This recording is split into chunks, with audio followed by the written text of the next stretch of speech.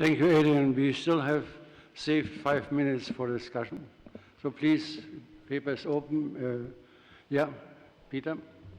Two points. Neither the Pontifical Academy of Sciences nor any other Academy of Sciences has actually avoided the issue of GMOs, and in fact, all of them have been consistently positive from the very beginning 15 years ago and remain consistently positive, so we're not the problem. The second thing I would say is the Cartagena Protocol is a branch of the Convention on Biological Diversity, which is a rather farcical and underfunded convention designed to protect biological diversity, during which the effectiveness of which 25% of the forests in the world have been cut and hundreds of thousands of species have been driven to extinction because it doesn't do its job.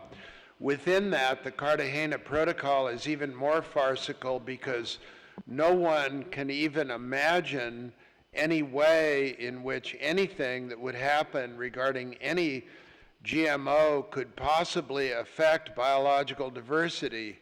And yet this is a branch of the Convention on Biological Diversity from the standpoint of preservation, wasting tens of millions of dollars that might otherwise be used effectively. It's high time that we got on with this all.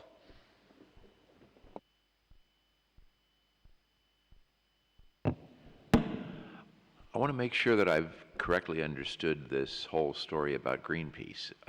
They made this claim that someone would have to eat such a prodigious amount of rice every day, presumably based on some kind of calculation. So were they simply just wrong about that?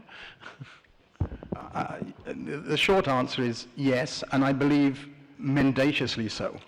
As I tried to explain, there are a number of factors which can be involved in the calculation, but the variables were not known at that time. So I believe, and I didn't see their calculation, but I believe they took maybe 5 or 6 variables where there's a range of factors within each variable, and they took the most disadvantageous ones and multiplied them together and came up with their ridiculous figure. You know, the real thing is that you know, a very small amount of uncooked golden rice can really deliver the amount of provitamin A to make a huge difference. As Howdy showed in his little graph from whatever that funny flat food was that the people were eating in his trial, you know, you can change. People who are deficient very beneficially absorb very small amounts of the micronutrient that they're deficient in, much more than we do and children even more than adults. So if you go to a country with children who are deficient, they will, as it were, harvest much more efficiently from whatever source they've got what they're lacking. And I think this was they chose an extremely emotional way to try to put off the research, and it worked. I mean, it delayed us by 5 years because we believed them. Well, we believed at least there was some element that this wasn't right, but what we know now is that the beta-carotene in golden rice is converted to retinol more efficiently than from any other food we've come across, because it's in a very convenient matrix. The carbohydrate matrix is very convenient. We've also incidentally done work with the amount of fat that's required in the diet. You don't need any extra fat. It hardly makes any difference to the bioconversion ratio. And we get 2 to 1. One molecule of two molecules of beta-carotene gives 1 of retinol circulating. And it's excellent. That compares with spinach. In the same trial in China, they had spinach, and the spinach converted at 7 to 1. And standard Institute of Medicine work has been 12 to 1 they've used as a standard for a long time, even 25 to 1. So even with you know, gardens, small gardens for households in developing countries, even with massive amounts of green food, poor children can't get enough beta-carotene in their diets. And there's a whole load of stuff around there. There's a very interesting book by R.D. Sember from Johns Hopkins about the history of vitamin A deficiency. It reads like a novel. It's actually meant to be an academic book, but it's very, very interesting. It's available on Amazon. I recommend it. And then this history of this paper and Tufts University, I got confused about that. I'm sorry, I had to go very fast over a complex, so thank you for asking me. Tufts University, well, just before big Communist Party elections in China. This work was done in 2008. Let me start at the beginning. The protocol was developed in 2003, and the protocols for this, human work involving children quite properly went through the Institutional Review Board in Tufts University and in China. The work was done by a Chinese-born scientist from Tufts, working with Chinese collaborators from the official, Beijing Center for Health Control government people in China.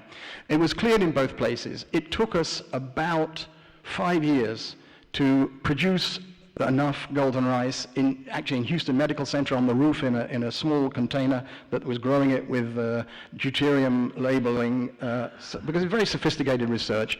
And then eventually we had enough. In the meantime, the protocol was agreed again in China, and then the work went ahead in China, following the protocol, single meal of golden rice, pre-prepared in US, to aliquot amounts, so they knew precisely how much provitamin A was in each, and then individual children, either on the right day, took either golden rice or spinach or beta-carotene in oil as part of their diet, and their diet would have been monitored previously and post. And then they had tiny blood samples, because these are little kids.